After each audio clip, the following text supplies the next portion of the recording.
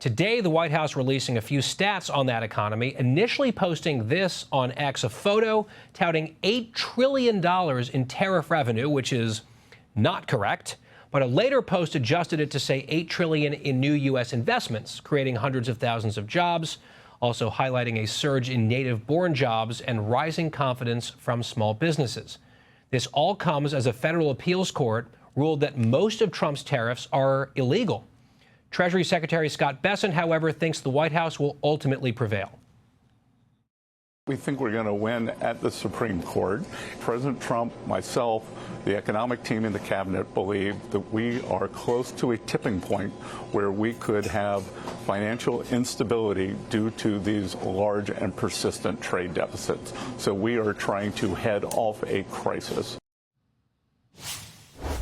All right, so a lot to unpack here. What happens next?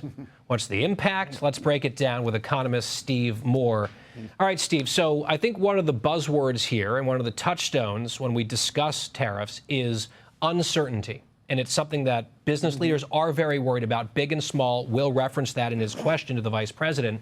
Here's another level and layer of uncertainty, because you have a court coming in, 7-4 vote, saying that actually most of the tariffs that Trump has imposed have not been done in a legal way. So now no one really knows exactly where this is going. If President Trump has the leverage that he says he has, when will we know the truth?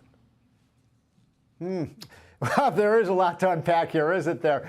And so, look, my opinion is that this will go to the Supreme Court, and the court is going to have to make a decision, hopefully, as you just said, hopefully sooner rather than later, about whether the president has this unilateral authority to raise taxes and to impose tariffs. It makes me a little uneasy, a kind of a strict constitutionalist. I mean, it does say in the Constitution, Guy, that all taxes must start in the House of Representatives. But what's happened is the courts have designated that power to the president. How this is going to turn out in the Supreme Court, I don't know. In terms of the impact of these tariffs, you know, there is no question there's been a disruption, both here in the United States and around the world from these tariffs. I'm not a big fan of tariffs. I do like these trade deals that Trump has consummated, which have been putting America first. And he is right. By the way, I don't know where the $8 trillion number came from, but I do know that hundreds of billions of dollars of capital will flow into the United States as a result of these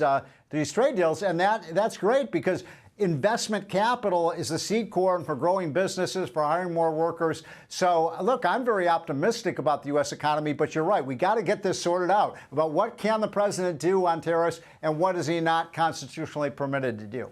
Right. The actions themselves have caused some uncertainty, and then now it's been thrown into this state of uncertainty yet again, in another sense, like, can he even do this? And the courts will have to resolve that, I'd imagine, somewhat soon, because everyone's kind of holding their breath on that point. And Steve, you know, as you look at the Guy, can I mention one just quick thing? The other kind of uncertainty is if the Supreme Court were to rule against Trump, and I don't know where they're headed on this, but let's say they did, then the question becomes, are these countries, does the United States have to pay these countries back with the tariffs that they've played? So it could be a big mess. Right. Do all the deals that have been struck, because a lot of them have been, do they become null and void overnight? Is it retroactive? I mean, these are all questions that people need answers to. And I think we'll see some of this churn and the markets roiling until we get some solid answers on some of this. And then we can talk all day, Steve, about various elements of the economy.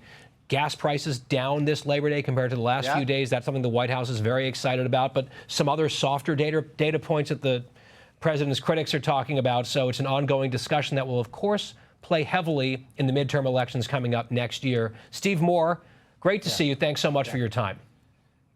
Yeah, by the way, incomes are up $1,000 per household already in 6 months. So that's a pretty good data point, too. I mean, things are going in the right direction in this country. I'm very confident in the future. $1,000 sounds really good, actually. So thanks for adding that color as well. Steve Moore here with us. Hey, Sean Hannity here. Hey, click here to subscribe to Fox News YouTube page and catch our hottest interviews and most compelling analysis. You will not get it anywhere else.